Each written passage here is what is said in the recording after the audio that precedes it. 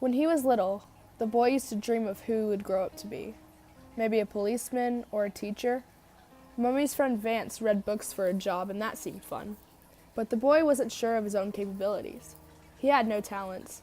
He couldn't sing like the kid in his class, Joss. He couldn't add and subtract long numbers like Angela. He could barely speak in front of his classmates, unlike funny, loudmouth Calvin.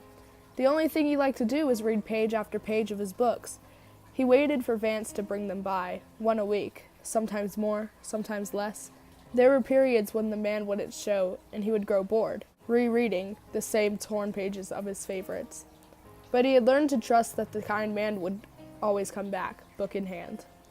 The boy grew taller and grew smarter, an inch in a new book every 2 weeks, it seemed.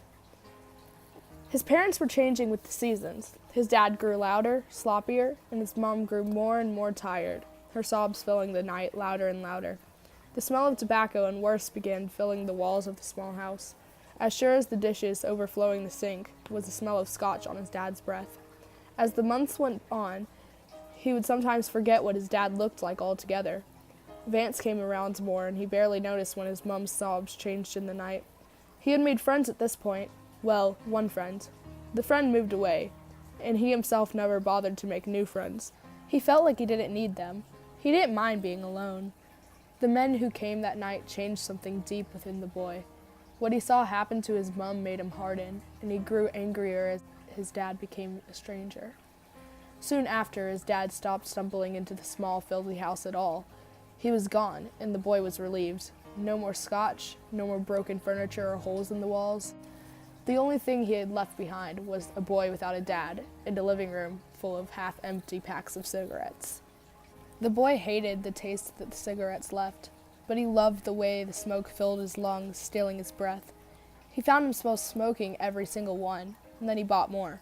He made friends, if you could call a group of rebels and delinquents who caused more trouble than they were worth friends.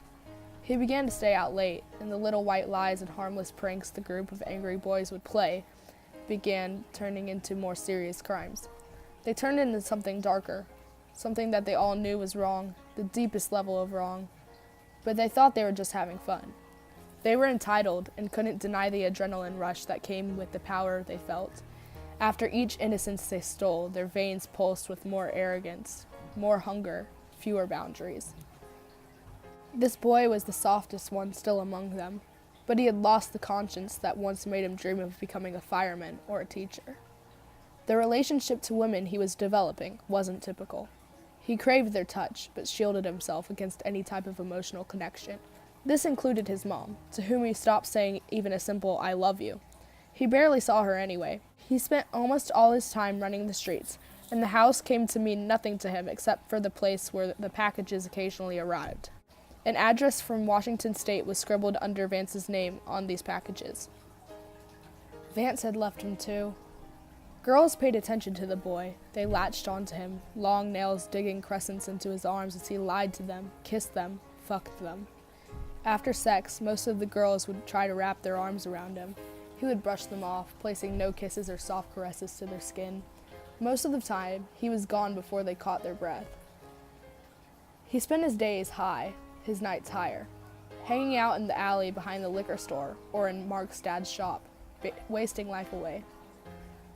Breaking into liquor stores, making unforgivable home videos, humiliating naive girls. He had ceased being able to feel any kind of emotion outside of arrogance and anger. Finally, his mom had had enough. She no longer had the funds or the patience to deal with his destructive behavior. His dad had been offered a university job in the United States, Washington to be exact. The same state as Vance, the same city even.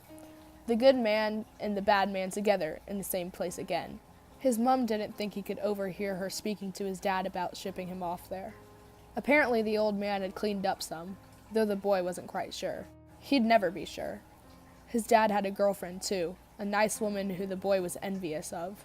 She got to see the benefits of the new side of him. She got to share sober meals and kind words that he never got the chance to hear.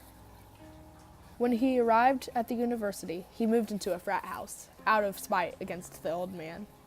But although he didn't like the place, moving his boxes into the decent-sized room that would be his felt like a slight twinge of relief. The room was twice the size that his room in Hampstead had been. It had no holes in the walls, there were no bugs crawling up the sinks in the bathroom. He had finally had a place to put all of his books.